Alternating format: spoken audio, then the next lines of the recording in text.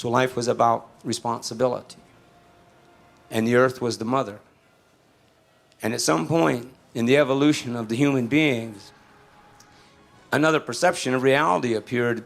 And this perception of reality, it took the spirit away from the animals and all of the other things, and it started changing spirit into human form, the gods and the goddesses. So at some point in the evolution, see, it started to take the way the people prayed. But it has to do with iron and bronze and all these things starting to become mind. So it's like it kind of evolved in this kind of a way. It's like, see, in a way, religion emerged in it, but it was like a mining tool for the technologic reality that was manifesting itself through industrialization. But it became almost like a tool, see, because you got to go to the center of where the human being is, because all human beings want to know where we come from and where we're going, what's our purpose. So you've got to go there if you're going to mess with them. You have to go there to the very beginnings. The beginnings and the heart of the spiritual realities. So the God thing evolved, the religious thing, that changed the creation story from being a creation story to where there was a new story, and this new story was that there was a male dominator God removed from the earth who owned everything because he made it. So he owned it. All right, now at this point in our common collective genetic ancestral memory, every one of our relations back in that time rejected this because life worked for them. Because the earth was the mother and the sky was the father. It's like the great spirit, the spirits, everything, it worked for them.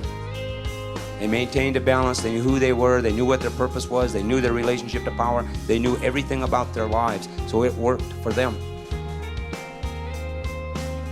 But they were forced to accept this other perceptional reality through violence and terror and aggression. Same thing happened to the Indians here by the descendants of the tribes of Europe. Happened to the tribes of Europe and their descendants. That's why they behaved the way they did when they got here. And this is where I think sexism comes from. I think it comes from our relationship to the earth. See, I think sexism was one of the mining tools, because when you're going to convince all of the human beings in whatever tribes that they're in, as you come into contact with them, you had to turn them against the earth to promote this male God thing, to alter the perceptional reality. So this is where sexism came. It came as a way because, see, as long as the people considered themselves to be the children of the earth and a part of the earth, they would not plunder the earth. They would not aid and abet or accept the plundering of the earth, because the earth is their mother. See, so that's why sexism came in as a way, because in order to attack the earth amongst the human beings they came into contact with, they had to attack their perceptional reality about the woman in relationship to the earth and life. So sexism, so it was like a mining tool to help turn us against the earth and make the earth available for plunder. So in order to have all this experience get dumped down in our ancestral past, because it was all like what I'm saying is this mining process. As the technology grew, the ways and methods of mining remained the same, and it's almost like a predatory behavior. The behavior pattern never really changes itself. What the behavior pattern does is it just outlasts the generations. So after 5 generations are gone, the behavior pattern can be as predatory as it ever was, like medieval Europe. Behavior pattern can be as aggressive as it ever was, because after 5 generations, who's going to remember what was there? The terminology changes, the technology changes. So it's like there's this thing that just kind of been to me, right?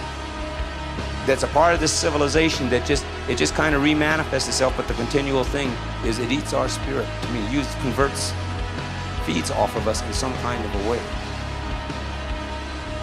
See, so this is why it's important to separate everybody from any ancestral understandings and teachings, because see, they don't want anybody to know this.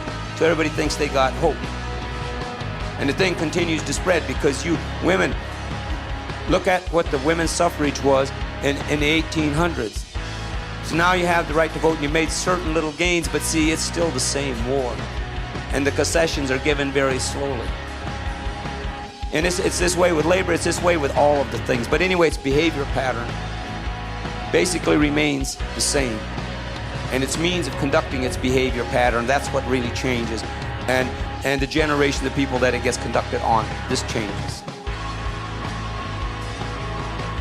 But in order for all this stuff to happen, they have to neutralize our intelligence. They have to create a confusion in our own perceptual reality. So somewhere in each and every one of us, there's a collective genetic memory that goes way back to the beginning of the original dream, the beginning of our stories. And our relationship to power in reality is connected to us understanding that that is there. But we're in a technologic perception of reality that does not want us to understand that. I used to think you ran this gang, Crowley. That's why I joined up with you. Anytime you think different, you can try me.